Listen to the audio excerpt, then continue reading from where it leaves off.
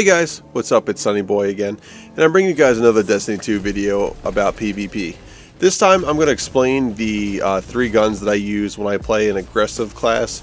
Generally when I'm playing aggressive, I want to be in people's face, I want to be pushing them, I want to be kicking them off center. So first we're going to talk about the Anti-Ope D, which is the primary kinetic SMG I used. Now looking at the gun, it's got some pretty good overall stats. It's got kill clip, which after reloading after a kill increases the damage, which is a very good perk.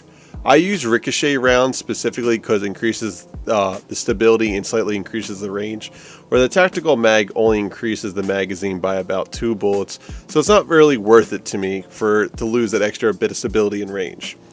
Then I use the SC Hollow perk because it gives you slightly more range and it's a little bit less handling and less handling speed, and I think no, it doesn't affect the reload, and the handling doesn't affect too much. I'd rather have the longer range and overall more distance, and this has precision frame, which also makes the bullets more vertical.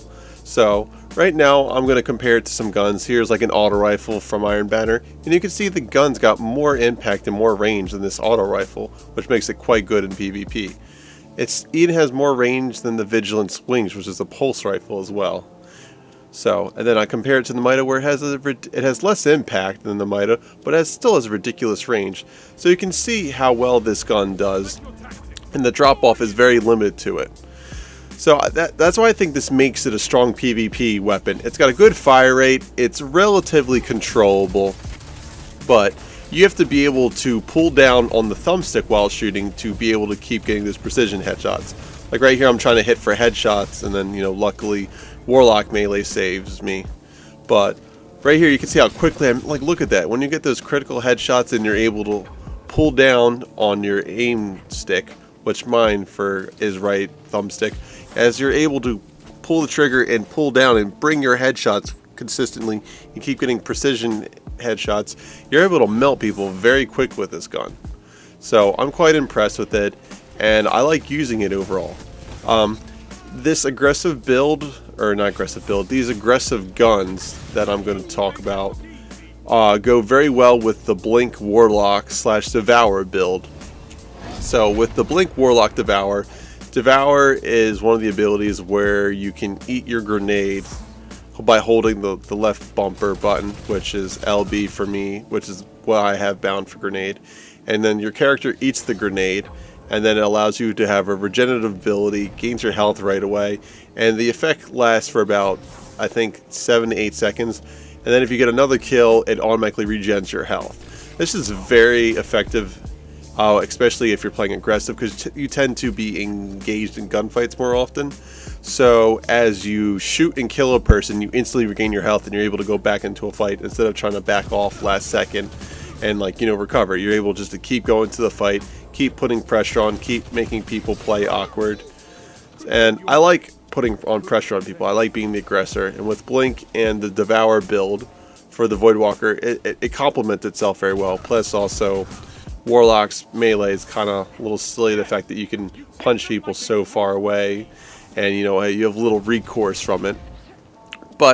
And also the healing rift helps, because if you have to get out of somewhere in a pinch, you're able to just back up and go around the corner, pop your healing rift, gain your health. So you have a kind of few ways between the Devour grenade and the healing rift to be able to stay alive. And then you use Blink to its fullest. I use it generally just to travel around maps quicker, to flank people, if I'm going one way, then I like to just appear myself all on the other side of them. Basically, like here, I'm trying to catch up to them really quick, and I'm able to catch up relatively quickly. Unfortunately, I can't save the person, but okay. So we're going to talk about Uriel's Gift here. So looking at Uriel's Gift, it's got pretty hefty range and a pretty decent impact for an auto rifle in the energy slot with the perks I have equipped. So the one perk that's equipped is called Tap the Trigger. You can't change that at all. And what it does is your initial trigger pull is very accurate and very stable. Next is the big important thing about Uriel's Gift is the high caliber rounds. This is what makes it very sought after and very good in PvP, because those high caliber rounds knock back your target and knock the reticle off your character's profile. Steady rounds is okay, but I like having the range more than stability because I can aim pretty well. I also go for the Flash HS perk because it increases that range, and the handling isn't so much needed. I'd rather have more range, and like I said, I'm pretty good with shooting in general, so I don't need the stability upgrades.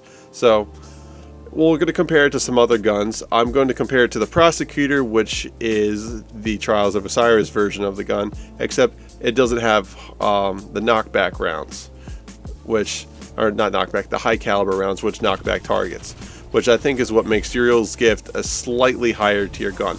Not that the Prosecutor isn't bad, but those high caliber rounds really do help you kill people a lot quicker and help you be more consistent in your gunfights due to the ability of those high caliber rounds.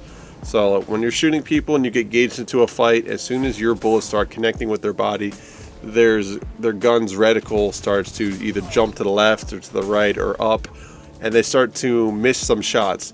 And that ability to cause them to miss some shots will generally help you win the gunfight relatively easily. So using that to its fullest is always great. And I highly recommend using Uriel's Gift in general play if you don't have any other auto rifles. It's generally the best overall energy auto rifle to use currently. The Prosecutor is very good if you do not have it. Pleiades Corrector is a scout rifle that's pretty good. What else is good? Origin Story is a good gun to use, but that is a primary kinetic. So that's another good auto rifle. But generally auto rifles and SMGs are kind of king of PvP right now, and then some scout rifles. Nameless Midnight's pretty good, and of course everyone's favorite thing to complain about, the Mida Multi-Tool. I honestly don't feel like the Mida Multi-Tool is broken as everyone says. I think it's just a very good weapon, and I think people have to take into consideration it is an exotic.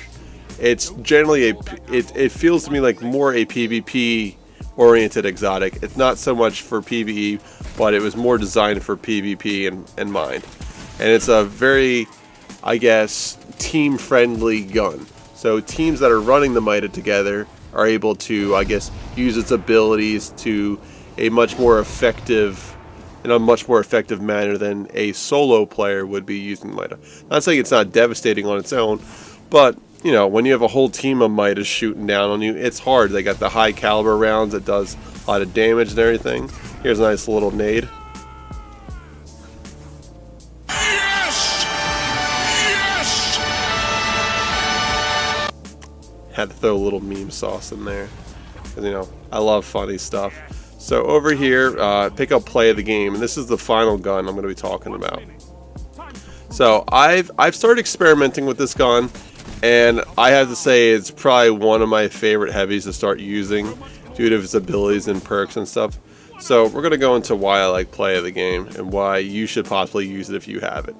So play of the game is a grenade launcher, and generally most of the grenade launchers haven't been too well in this game, but this one is a PvP one that you get from Lord Shaxx from turning in tokens.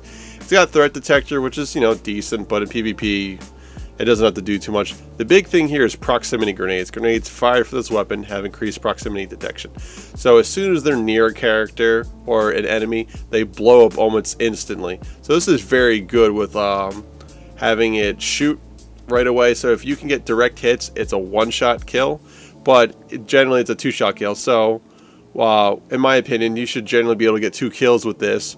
Or if you're good enough and you can, like you saw me, I got three kills. I got 2 direct hits, and you know I had to mop up the third guy with 2 shots. But 3 kills from the grenade launcher isn't bad. Also, it's a great way to push people back. And some of the perks, some people might like the higher velocity perks. I generally like a bigger explosion, because generally if I have the grenade launcher, I'm going to be in relatively close proximity to them. So here I'm comparing it to Sins of the Past, the rocket launcher. You can see Sins of the Past does a lot more damage. It's a higher blast radius and velocity. So generally it might be slight better for other people. And I was just comparing it to the Prosecutor to show that it has a much bigger blast radius for a grenade launcher. It is a bit slower, but like I said, it's up to you, but these are just my recommendations, and I think you should give it a try if you are attempting to play an aggressive build. So that's why I did choose play of the game. Some people might just like a rocket launcher better, but generally I like the grenade launcher because I feel like with Blink and the Warlock's Devour build, I'm able to blink around the map and able to use the grenade launcher more effectively. So it's up to you guys what you want to do, but I think the Anti-OP combined with the Uriel's Gift and the play of the game, and then you're using the Devourer build for the Warlock, is a great way to allow you to play kind of hyper aggressive, get in people's faces, but still have an ability to rely on with the Devourer eating the grenade and the Warlock's healing rift. I think it's a good complementary of playing aggressive, but you have enough healing to keep you alive. So if you guys enjoy the video, like, comment, subscribe, all that. Have a sunny day. Peace out. We're doing this thing for the boy SunE. Actually, I should say SunE boy.